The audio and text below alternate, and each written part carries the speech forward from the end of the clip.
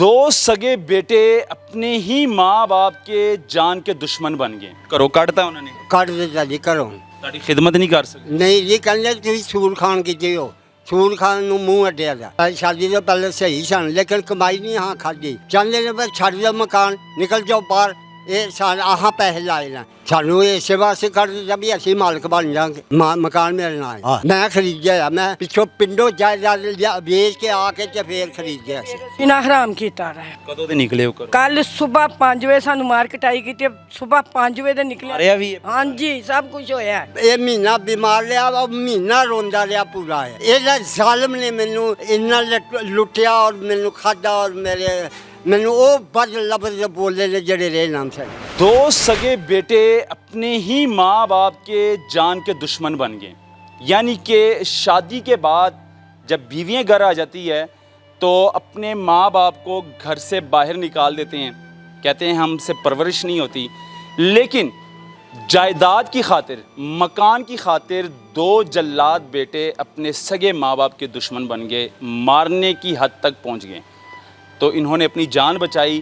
कल से ये रोड पर है, घर बार छोड़कर फुटपाथ पर सोते हैं। हमारे पास आए हैं कि हमारी मदद करें। पुलिस के पास गए हैं, पुलिस वाली हमारी बात नहीं सुन रहे।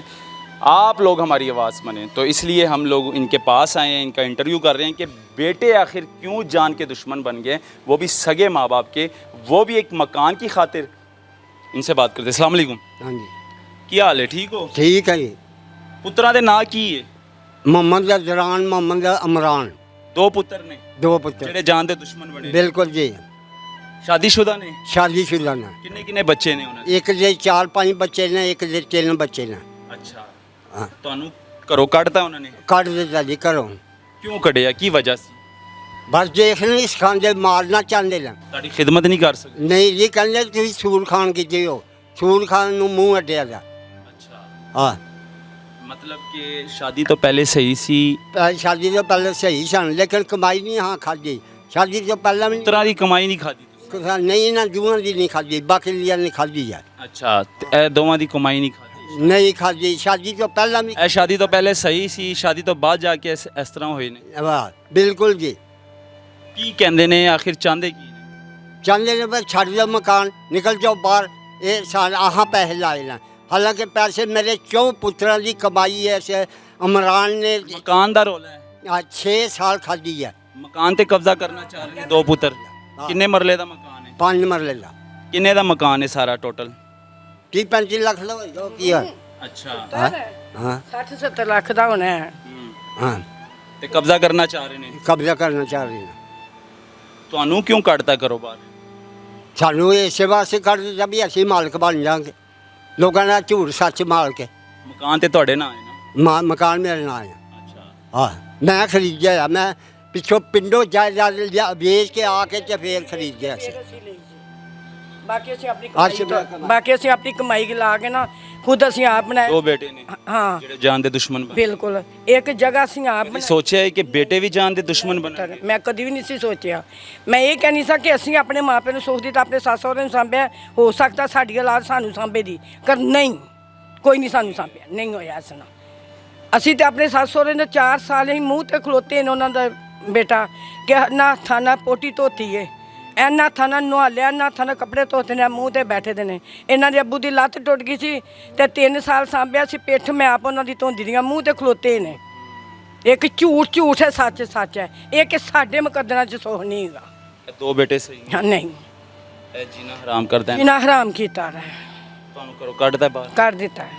ਕਦੋਂ ਦੇ ਨਿਕਲੇ ਹੋ ਘਰੋਂ? ਕੱਲ ਸਵੇਰ 5 ਵਜੇ ਸਾਨੂੰ ਮਾਰ ਕਟਾਈ ਕੀਤੀ, ਸਵੇਰ 5 ਵਜੇ ਦੇ ਨਿਕਲੇ। ਮਾਰਿਆ ਵੀ ਹੈ? ਹਾਂਜੀ, ਸਭ ਕੁਝ ਹੋਇਆ ਹੈ। ਤੋੜ ਭੰਨ ਕੀਤੀ ਹੈ, ਮੇਰੇ ਉੱਤੇ ਸੁੱਟੇ ਨੇ ਚੀਜ਼ਾਂ, ਚੁੱਲ੍ਹਾ ਤੋੜੇ ਨੇ, ਜਾ ਕੇ ਤੁਸੀਂ ਦੇਖ ਸਕਦੇ ਹੋ। ਚਾਹੁੰਦੇ ਕੀ ਨੇ? ਇਹ ਕਹਿੰਦੇ ਇੱਥੋਂ ਨਿਕਲੋ। ਤੁਸੀਂ ਨਿਕਲੋ ਇੱਥੋਂ। ਹਾਂ, ਤੁਸੀਂ ਨਿਕਲੋ। ਮਕਾਨ ਤੇ ਕਬਜ਼ਾ? ਸਾਡੀਆਂ ਬੁੱਢੀਆਂ ਰਹਿਣ ਤੇ ਅਸੀਂ ਰਹੀਏ ਬਸ। ਮਕਾਨ ਤੇ ਕਬਜ਼ਾ? ਹਾਂ, ਮਕਾਨ ਤੇ ਕਬਜ਼ਾ ਕਰੀਏ। ਤੁਹਾਨੂੰ ਨਹੀਂ ਰਹਿਣ ਦੇ ਰਹੇ? ਨਹੀਂ ਰਹਿਣ ਦਿੰਦੇ। ਸਾਡੇ ਨਾਲ ਅੰਦਰੋਂ ਕਰ ਲੈਂਦੇ, ਬਾਹਰ ਲੋਕਾਂ ਨੂੰ ਜਾ ਕੇ ਕਹਿੰਦੇ ਨਿਸ਼ਈ ਨਾ ਭੰਗੀ ਨਾ ਇਹਦੇ ਪੁੱਤਰ। ਕਿੱਥੇ ਸੁੱਤੇ ਸੀ? ਕੱਲ ਅਸੀਂ 11 ਵਜੇ ਤੱਕ ਫੁੱਟਬਾਲ ਤੇ ਰਹੇ ਹਾਂ। 11 ਵਜੇ ਕਿਸੇ ਨੇ ਜਾ ਕੇ ਮੇਰੀ ਬੇਟੀ ਨੂੰ ਦੱਸਿਆ, 11 ਵਜੇ ਮੇਰੀ ਬੇਟੀ ਘਰ ਲੈ ਕੇ ਗਈ ਹੈ। ਰਾਤ ਅਸੀਂ ਉੱਥੇ ਸੁੱਤਿਆਂ, ਅਸੀਂ ਸਵੇਰ ਦਾ ਫੇਰ ਘਰੋਂ ਨਿਕਲੇ ਦੇ ਹਾਂ। ਸਾਡੇ ਮਗਰ ਅਜੇ ਤੱਕ ਕਿਸੇ ਨੇ ਨਹੀਂ, ਦੋਨਾਂ ਪੁੱਤਰਾਂ ਦੇ ਉਹ ਕੋਈ ਵੱਡੇ ਨੇ, ਉਹਨਾਂ ਨੇ ਸਾਨੂੰ ਆਣ ਕੇ ਨਹੀਂ ਪੁੱਛਿਆ ਤੁਸੀਂ ਕਿੱਥੇ ਹੋ ਤੇ ਕਿੱਥੇ ਨਹੀਂ। ਮਾਰ ਕਟਾਈ ਕਰ ਲਈ ਸੀ ਨਾ, ਸਾਡੇ ਮਗਰ ਆਂਦੇ ਸਾਨੂੰ ਫੜਦੇ, ਮਾਫੀ ਮੰਗ ਲੈਂਦੇ, ਹਾਂ ਵੀ ਮਾਂ ਸਾਡੇ ਕੋਲ ਗਲਤੀ ਹੋ ਗਈ ਹੈ, ਜਾਂ ਸਾਡੀਆਂ ਬੁੱਢੀਆਂ ਨੇ ਬੇਵਕੂਫੀ ਕੀਤੀ। ਸਭ ਤੋਂ ਵੱਡੇ ਪੁੱਤਰ ਨੇ ਦੋਨੋਂ, ਹਾਂਜੀ ਇਹ ਜਵਾਨ ਨੇ।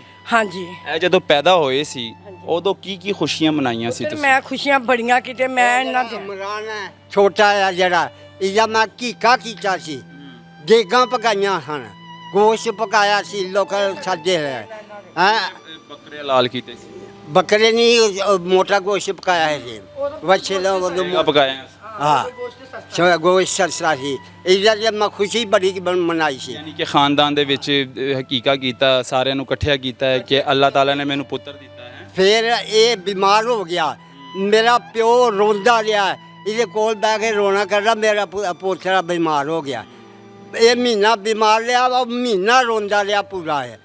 ਇਹਦਾ ਜ਼ਾਲਮ ਨੇ ਮੈਨੂੰ ਇੰਨਾ ਲੁੱਟਿਆ ਔਰ ਮੈਨੂੰ ਖਾਧਾ, ਔਰ ਮੈਨੂੰ ਉਹ ਬਦ ਲਫ਼ਜ਼ ਬੋਲੇ ਨੇ ਜਿਹੜੇ ਰਹੇ ਨਾਮ ਚਾਹੀਦਾ। ਤੁਹਾਨੂੰ ਲੱਗਦਾ ਸੀ ਕਿ ਇਹ ਵੱਡੇ ਹੋ ਕੇ ਜਵਾਨ ਜਦੋਂ ਹੋ ਜਾਣਗੇ ਤੇ ਸ਼ਾਦੀ ਹੋ ਜਾਏਗੀ ਤੇ ਫਿਰ ਬਦਲ ਜਾਏਗਾ? ਉਸ ਵੇਲੇ ਨਹੀਂ ਲੱਗਦਾ, ਸ਼ਾਦੀ ਤੋਂ ਪਹਿਲੇ ਵੀ ਸਹੀ ਸੀ, ਪਹਿਲੇ ਸ਼ਾਦੀ ਪਹਿਲੇ ਸੇ ਇੱਜ਼ਤ ਕਰਦੇ ਸੀ ਤੁਹਾਡੇ? ਇੱਜ਼ਤ ਕਰਦਾ ਹੀ, ਕਮਾਈ ਨਹੀਂ ਦਿੰਦਾ, ਇੱਜ਼ਤ ਤੇ ਕਰਦੇ ਸੀ ਨਾ। ਆ ਇੱਜ਼ਤ ਕਰਦੇ ਹਾਂ। ਜਦੋਂ ਦੀ ਬੁੜੀਆਂ ਆਈਆਂ ਨੇ ਉਸ ਤੋਂ ਬਾਅਦ ਇਹ ਕੰਮ, ਉਸ ਤੋਂ ਬਾਅਦ ਸ਼ੁਰੂ ਹੋ ਗਿਆ ਜੀ, ਯਾਨੀ ਕਿ ਨੂੰਹਾਂ ਤੁਹਾਡੀਆਂ ਠੀਕ ਨਹੀਂ ਹੈਗੀਆਂ। ਨਾ ਪਾਲਾ ਜਾਣਾ ਜੀ। ਜਾ ਕੇ ਠਾਲਿਆ ਉਹਨੂੰ, ਮੈਂ ਕਿਹਾ ਪੁੱਤਰ ਥੱਲੇ ਵੇਖੋ ਕਿੱਡੀ ਭੈੜੀ ਜ਼ੁਬਾਨ ਬੋਲਦੀ ਪਈ ਹੈ। ਉੱਤਰ ਗਿਆ, ਪੌੜੀਆਂ ਤੋਂ ਲੋਗਾ ਗਾਲਾਂ ਕੱਢ ਥੱਲੇ ਆਣਗੇ, ਉਹ ਗਾਲ ਗੰਦੀ ਤੋਂ ਗੰਦੀ। ਅਖੀਰ ਤੁਹਾਨੂੰ? ਹਾਂਜੀ ਬੱਚੀ ਪੁੱਤਰ ਨੇ ਬੱਚੀ ਹੰਨ ਚ ਵੜ ਗਿਆ, ਜੋ ਪਾਂਡਾ ਚਿੰਡਾ ਤੇ ਵੀ ਚੁੱਕਿਆ ਪੁੱਤਰ ਜੋ ਟਿੱਕਾ ਦਿੱਤਾ, ਚਪੇੜ ਮਾਰੀ, ਮਗਰ ਗੱਲ ਕਿਹੜੀ ਰਹਿ ਗਈ। ਇਹ ਵੇਖੋ ਪੁੱਤਰ ਮੇਰੇ ਬਾਂਹ ਤੇ ਸੱਟ ਲੱਗੀ, ਇਹ ਦੇਖੋ। ये हालात है जी, दो जल्लाद बेटे अपने सगे माँ बाप के दुश्मन बन गए सिर्फ एक मकान की खातिर, और वो मकान भी इनका है, वालिद का है। वालिद ने खून पसीना एक करके, पल्लेदारी करके, मेहनत करके वो मकान बनाया, और आज वही दो बेटे यानी कि समझ लो कि शीशनाक बन गए हैं उस मकान के ऊपर, और अपने ही सगे माँ बाप को घर से निकाल दिए। कल से ये फुटपाथ पे सो रहे हैं, फुटपाथ पे यानी कि सड़क पर रह रहे हैं। तो हमारे पास आए हैं कि हमारी आवाज़ बने। पुलिस दे कोल गए, पुलिस की कहती है? ਪੁਲਿਸ ਕਹਿੰਦੀ ਹੈ ਜੀ ਅੱਜ 4 ਵਜੇ ਬੁਲਾਵਾਂਗੇ ਉਹਨਾਂ ਨੂੰ, ਤੁਹਾਨੂੰ ਵੀ ਬੁਲਾਵਾਂਗੇ, ਤੁਹਾਡੀ ਸੁਲ੍ਹਾ ਕਰਾ ਦਿਆਂਗੇ। ਸਿਰਫ ਨਾ ਕਿਹਾ सुलह करा देंगे। ਸੁਲ੍ਹਾ ਕਰਾ ਦਿਆਂਗੇ। ਤੁਸੀਂ ਕੀ ਚਾਹੁੰਦੇ ਹੋ? ਅਸੀਂ ਚਾਹੁੰਦੇ ਹਾਂ ਇਹ ਦੋਵੇਂ ਬਾਹਰ ਨਿਕਲ ਜਾਣ, ਯਾਨੀ ਕਿ ਆਪਣੇ ਘਰ ਰਹਿਣ, ਬਾਹਰ ਨਿਕਲ ਜਾਣ, ਜਿੱਥੇ ਤੁਹਾਡੇ ਘਰ ਤੁਹਾਡੀ ਪ੍ਰਾਪਰਟੀ ਛੱਡ ਦੇਣ। ਸਾਡੀ ਪ੍ਰਾਪਰਟੀ ਛੱਡ ਦੇ। ਇੱਕ ਨੂੰ 2 ਸਾਲ ਹੋ ਗਏ ਸਾਨੂੰ ਜ਼ਲੀਲ ਕੀਤੇ ਰਹੇ, ਇੱਕ ਨੂੰ ਮੈਂ 14 ਸਾਲ ਹੋ ਕੱਢਿਆ। ਕੋਈ ਪੁਲਿਸ ਵਾਲਾ ਸੀ ਤੇ ਉਹਨੂੰ ਮੈਂ ਜਾ ਕੇ ਦੱਸਿਆ ਕਿ ਸਾਨੂੰ ਮਾਰ ਕਟਾਈ ਕੀਤੀ ਹੈ। ਉਹ ਕਰਮ ਵਾਲੇ ਨੇ ਕਿਹਾ ਚੁੱਕ। पुलिस वाले क्यों नहीं इनका साथ दे रहे हैं? पुलिस क्यों नहीं इनकी आवाज़ बन रहे हैं? तब इनकी जाके आवाज़ बनेंगे जब ये इनको मारेंगे इनके बेटे, तो शद्दत का निशाना बनाएंगे और कोई सोशल मीडिया पर इनकी वीडियो वायरल करेगा, तो फिर जाके पुलिस एक्शन लेगी, फिर जाके बेटे के ऊपर FIR देगी। अब नहीं देगी, अब जाके, क्योंकि पुलिस का काम है इनकी मदद करना, इनकी हेल्प करना। इनको बुलाएं अपने पास, इनके बेटों को बुलाएं, उनको बताएं कि खंजीरों ये आपके माँ बाप हैं, इनकी कदर करें, इनकी इज़्ज़त करें। यही जन्नत है आप लोगों की, और ख़ुद से जो है ना जन्नत दूर कर रहे हो आप लोग। ये दिखाना बहुत ज़रूरी था। यकीन माने खून सफ़ेद हो चुके हैं आजकल बेटों का। अल्लाह हाफिज़।